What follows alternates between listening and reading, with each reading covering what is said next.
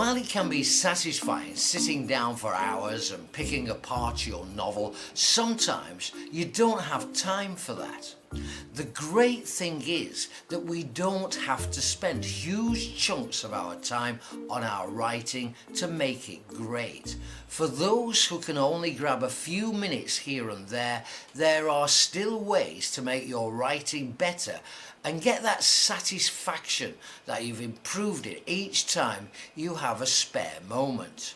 So, what are some of the quick things you can do to make your writing better? Let's take a look.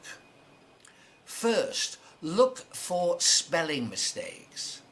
Spelling mistakes make your writing seem unprofessional and will immediately make a publisher think you haven't bothered to edit it well. Do a spell check of your work, but also look for mistakes where the word might be correct, but it's not exactly what you mean.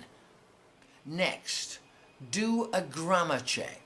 Even if you intend to use a professional editing service, having your grammar and punctuation as good as it can be before you send it off will help make the process smoother and leave you with a better piece of work as a result. If your grammar isn't excellent, you can download a program such as Grammarly, which will help to weed out grammatical mistakes. And next, look for words you overuse. We all have our favourite words or phrases, and it's easy to overuse them in our writing. Try to skim through your work, weed out those that you end up repeating, and find alternatives to keep your writing interesting.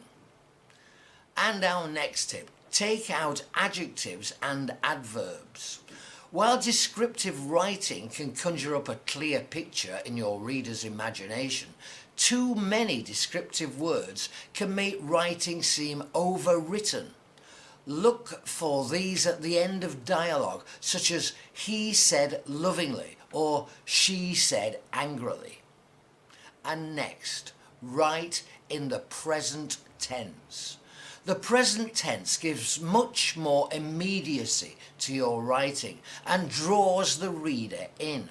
So try to rewrite instances where you've used the past tense and change them to the present.